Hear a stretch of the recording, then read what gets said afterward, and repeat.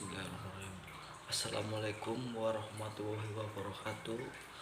Perkenalkan, nama saya Brahmono Kartiko dari Prodi PFTMO Reguler 1A. Di sini saya akan menjelaskan sistem manajemen K3. Sistem manajemen K3, semua perusahaan mengelola keamanan dan perlindungan lingkungan serta kesehatan para pekerjanya. Perusahaan melakukan dengan mematuhi peraturan yang berlaku atau dengan sistem yang telah berjalan.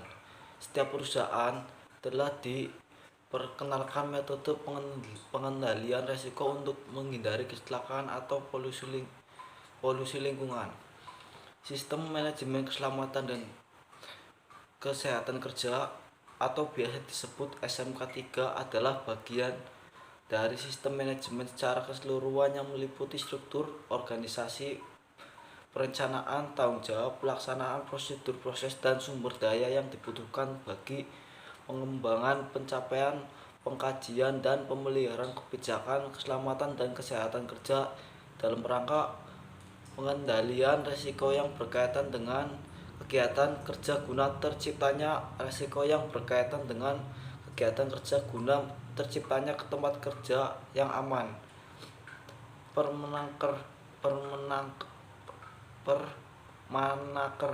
nomor 05 per Men per 1996. PT Tristar Engineering merupakan perusahaan kontraktor terbesar dengan spesialisasi seperti Mass Earthwork, Never Insulator Work, Roads, dan Highways Construction, International, dan Bridges.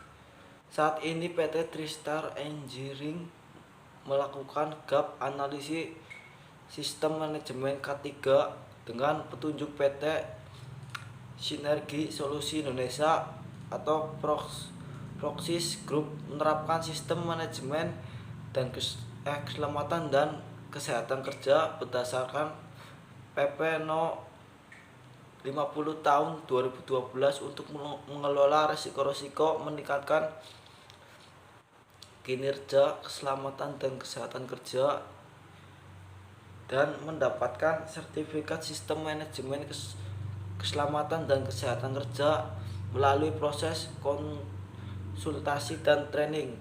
Proses konsultasi dan training ini akan berlangsung selama 4 tahapan. Metode yang digunakan dalam setiap tahap itu yaitu tahap pertama, Kunes System Apresial, adalah kick off dan analisis kesenjangan gap analisis.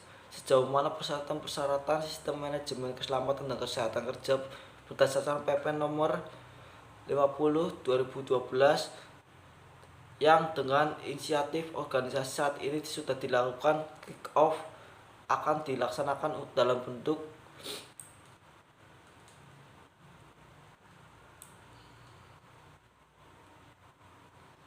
pertemuan. Tahap kedua adalah desain dan development, pelaksanaan training, awareness, serta pembuatan prosedur dan dokumentasi yang diwajibkan berdasarkan persyaratan. Training disampaikan dalam bentuk presentasi, diskusi, dan tanya jawab. Materi training yang akan disampaikan dengan kisi-kisi sebagai berikut: dasar hukum penerapan sistem manajemen keselamatan dan kesehatan kerja, serta konsep pengelolaan keselamatan dan kesehatan kerja, serta konsep pengelolaan keselamatan dan kesehatan kerja di organisasi, cakupan dan elemen-elemen persyaratan, serta contoh-contoh kasus insiden keselamatan dan kesehatan kerja. Tahap ketiga adalah implementation manajemen kesehatan dan keselamatan dan kesehatan kerja berdasarkan PP nomor 50 tahun 2012. Tahap ketiga, implementasi sistem manajemen Keselamatan dan Kesehatan Kerja berdasarkan PEP nomor 50 tahun 2012. Kalian akan dibimbing melalui proses konsultasi untuk menjalankan prosedur dan komitmen yang telah dibuat di tahap kedua. Tahap keempat adalah audit dan review. Tahap keempat atau terakhir berupa audit dan review. Sebelum dilakukan audit, konsultan akan memberikan pelatihan internal audit secara klasikal dalam bentuk presentasi, diskusi, lokakarya, simulasi audit, dan tanya jawab. Training ini akan berlangsung selama 2 hari dan diikuti oleh perwakilan klien yang dipilih oleh manajemen untuk melaksanakan audit internal. Ya, begitu saja penjelasan dari saya tentang manajemen K3. Mohon maaf apabila ada kesalahan dan penyampaian yang kurang tepat. Saya akhiri. Waalaikumsalam warahmatullahi wabarakatuh.